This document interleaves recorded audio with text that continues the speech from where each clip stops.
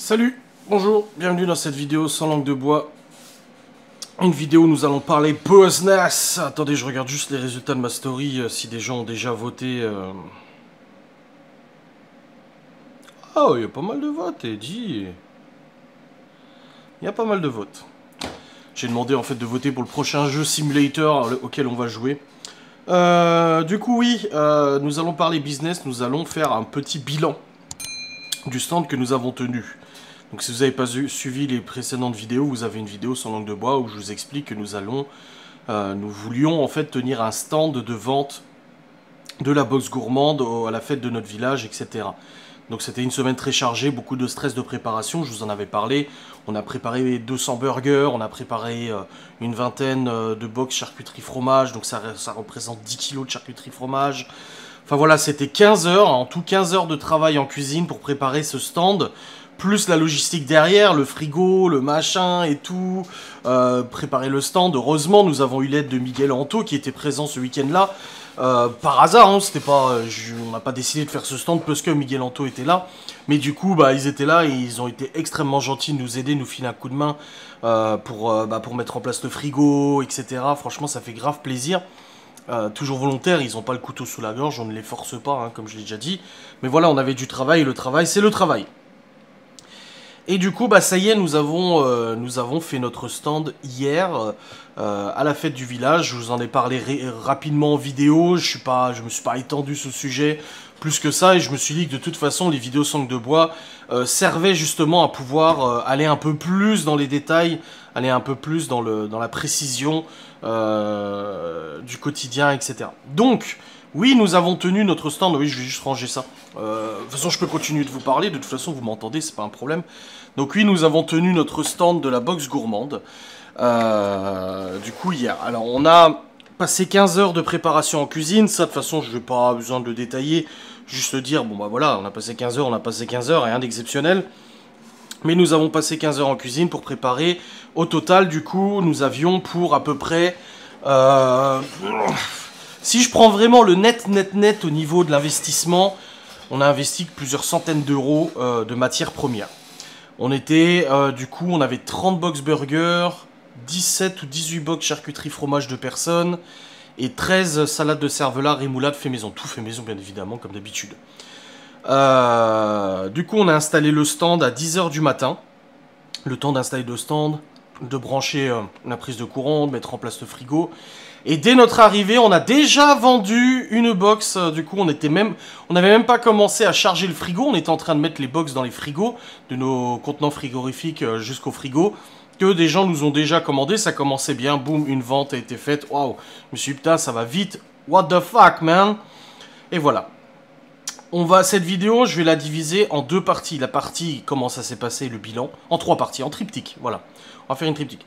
Première partie, je vais vous expliquer, du coup, comment c'était le vide-grenier fête du village. En deuxième partie, je vais vous expliquer, du coup, le bilan de nos ventes, etc. Et en troisième partie, je vais répondre à la question, est-ce que nous allons renouveler l'expérience? Voilà. Première partie, du coup, ça fait plusieurs années que nous allons à cette fête du village. On a même participé, on a eu un stand au vide-grenier il y a quelques années. Et fort est constaté que il y avait vraiment pas beaucoup de monde. Comparé aux autres années, il y avait beaucoup moins de monde. D'habitude, le centre socioculturel organise des activités pour les enfants et là, il était fermé. D'habitude, il y a des manèges. Là, il n'y avait pas de manège. Donc, trampoline, machin et tout ça. Là, il n'y avait rien de tout ça. Après, encore une fois, hein, c'est pas la faute aux organisateurs. Je pense que c'est notre génération et notre période qui est comme ça. Les choses se perdent, les fêtes de village se perdent, il y a beaucoup moins d'activités. C'est de plus en plus difficile à organiser aussi avec les règles de notre gouvernement, machin et tout ça, les règles de logistique, pompiers, machin et tout ça. Je pense qu'il y a beaucoup d'impératifs qu'on n'imagine même pas au niveau de l'organisation de ce genre d'événement. Et en tout cas, je salue l'investissement des organisateurs qui ont essayé de faire de cette journée une très très bonne journée pour tout le monde. Mais au bout d'un moment, les gens, tu peux pas les forcer à venir ou quoi que ce soit. Donc je trouve, moi personnellement, de visu, qu'il y avait déjà beaucoup moins de stands que d'habitude. Donc il n'y avait pas de manège et tout ça. Beaucoup moins d'exposants au niveau du vide-grenier. Et malheureusement aussi beaucoup moins d'affluence. Donc il n'y avait vraiment pas énormément de monde. Et je le sais parce que du coup on était 3 à proposer de la nourriture. Il y avait la box gourmande, il y avait une dame qui fait des pâtés lorrains et il y avait un food truck de sandwicherie. Et toute la journée j'ai observé le food truck. D'ailleurs on a discuté avec la femme du propriétaire du food truck. J'ai observé du coup le food truck parce que avant de porter des conclusions et avant de faire un peu le bilan, fallait que j'observe les facteurs qui faisaient de cette journée une réussite ou pas. Et malheureusement, j'ai quand même constaté que comparé à d'habitude, parce que moi, ce food truck, moi-même, je vais manger à ce food truck, parce que je trouve que ces sandwichs, ils sont excellents et tout ça. Bon, là, j'avais pas là, j'étais dans le stress du stand, donc j'ai même pas mangé.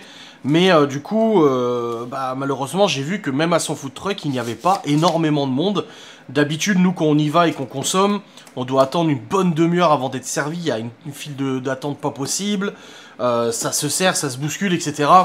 Et du coup, c'est vrai qu'on attend beaucoup avant de manger. Là, ça n'a pas été le cas. Non, là, on n'a pas... j'ai vu, des fois, il y avait quand même quelques personnes. Il a eu plus de ventes que nous, hein, bien évidemment. Après, voilà, il propose pas la même chose. Nous, il y a plusieurs personnes qui sont venues à notre stand en demandant si on pouvait vendre des frites. Vous savez, vous faites des frites, des sandwichs et tout? Bah non, on fait des box charcuterie fromage et puis des box burgers. Ah d'accord. Et ils allaient du coup chercher des frites, ce que je comprends. Après, nous, on n'est pas équipés pour faire des frites. Et c'est pas du tout de notre business de faire des frites. On est traiteur, on n'est pas food truck ou quoi que ce soit. Donc du coup, j'ai pu constater qu'il y avait quand même une influence relativement modeste au niveau des autres stands de bouffe. Donc il y a ce facteur à prendre en compte. Pareil au niveau des places assises, il y a toujours des tables et des chaises qui sont installées. Et là, tout au long de la journée, on a pu constater que il n'y avait pas énormément de monde. Nous, des fois, on attend même pour trouver une place, on doit attendre, on attend debout et tout. On se dit, est-ce qu'une place va se libérer? Là, non. Il y a toujours eu de la place, parfois même, c'était très éparse. Il y avait vraiment beaucoup de places de dispo. Donc, je me suis dit, ouais, il y a vraiment, comparé à d'habitude, il y a vraiment beaucoup moins de monde, quoi. C'est un fait, c'est véridique. Et du coup, cette journée, nous l'avons passé de 10h jusqu'à 15h. On a levé le stand à 15h, 15h30 environ, au même moment que la vendeuse de pâté lorrain est partie aussi. Elle est partie, on l'a vu ranger et tout, on s'est dit, bon, on va ranger aussi. Il n'y avait plus beaucoup de monde qui passait. Et du coup, on a rangé à ce moment-là. Deuxième point de la vidéo, le bilan.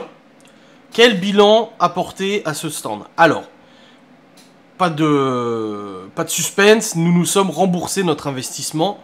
Et nous avons gagné un petit peu d'argent. On n'a pas tout vendu. Donc les enfants étaient contents parce qu'ils ont eu des box burgers le soir. Il y en a encore au frigo. On n'a pas tout vendu.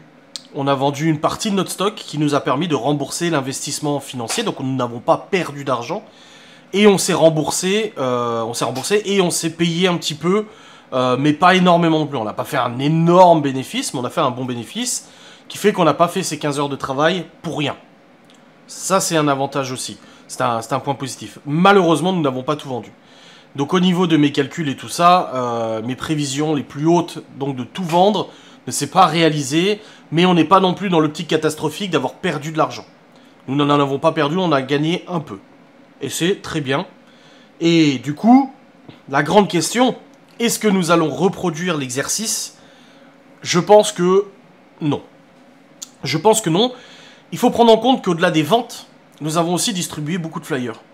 Qu'il y a beaucoup de gens qui nous ont posé beaucoup de questions sur ce qu'on proposait, des gens qui ont des gîtes, des gens qui habitent dans le coin, qui sont intéressés pour commander des box, des choses, etc.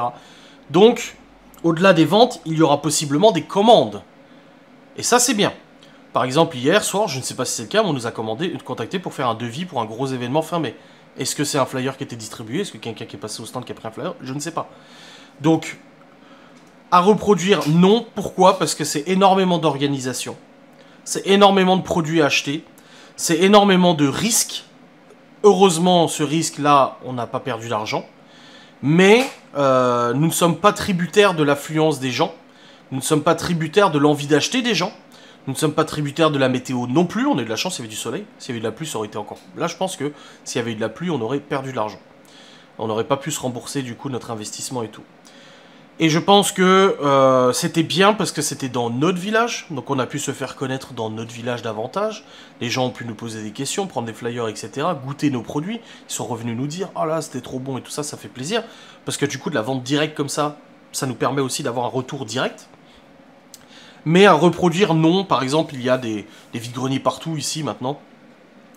On va pas réserver un autre stand dans un autre vide-grenier pour de nouveau revendre et tout ça. Franchement, on a honnêtement suffisamment de travail pour les mois à venir pour pas se poser la question et se dire, voilà, faudrait qu'on grappille quelques centaines d'euros à faire un stand quelque part. Là, c'était une belle expérience. Moi, je voulais la tenter.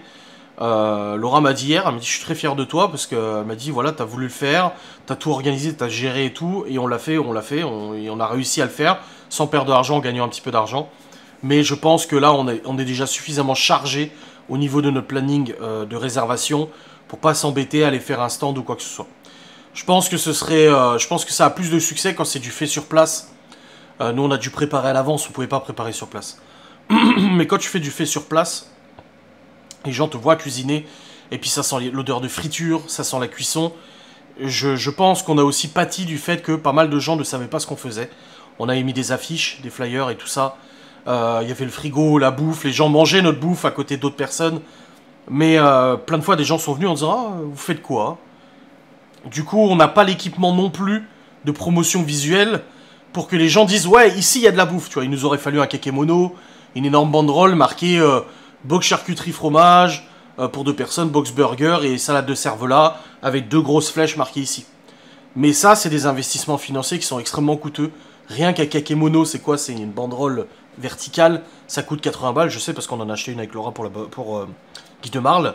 C'est 80 balles. Il faudra en mettre 2, 160 balles. Et là, tu commences à investir pour quelque chose dont tu n'es pas sûr, en fait, de faire. Donc là, non, nous ne referons pas... pour l'instant, en tout cas, on n'a pas l'envie de refaire. Au mois de juillet, il y a des nocturnes qui sont organisées. Donc, en gros, il y a un concert dans notre village avec un marché nocturne où les gens viennent bouffer, machin et tout ça. On pourrait se dire, vas-y, on reprend un stand à nouveau. Mais honnêtement, non. Honnêtement, non, parce qu'il y a déjà une assoce qui va faire à bouffer. Et eux, c'est pour leur assoce. Nous, c'est pour notre société, notre entreprise. Et franchement, non. J'ai pas envie de réitérer l'expérience. En tout cas, pas pour l'instant, je me dis pas. Parce qu'on changera d'avis d'ici le mois de juillet. Mais au mois de juillet, on a déjà pas mal de travail. Et on a déjà pas mal de travail. Donc, c'est pas le but tout de suite de se lancer dans un truc comme ça. Donc, voilà un peu pour le bilan. Un bilan mitigé plus. Donc, ça veut dire que c'est un bilan où j'aurais préféré que ce soit plus.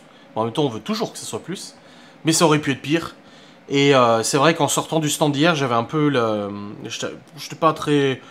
Voilà, ça m'a foutu un peu les boules. Je me suis dit, ah putain, j'aurais bien voulu tout vendre, tu vois. Mais après, voilà, on en a beaucoup discuté avec ma mère, Miguel Anto, Laura et tout. Et c'est vrai qu'on s'est dit, ça reste quand même positif. On a vendu, on a gagné de l'argent. Et c'est ça qui est le plus important. C'est de ne pas avoir perdu d'argent. Et on a pu se rembourser et gagner de l'argent. Voilà. Donc c'était pas un succès 100%. Mais comme je le dis, il y a des facteurs derrière qui du coup font que ça marche ou ça marche pas. Des facteurs qui ne sont pas dépendants de notre volonté. Moi, si j'avais pu claquer du doigt et qu'il y aurait eu 1000 personnes de plus, je l'aurais fait sans problème, tu vois. Mais ça dépend pas de moi. Donc, il n'y a pas à s'en vouloir pour quelque chose dont on n'est pas tributaire. Voilà.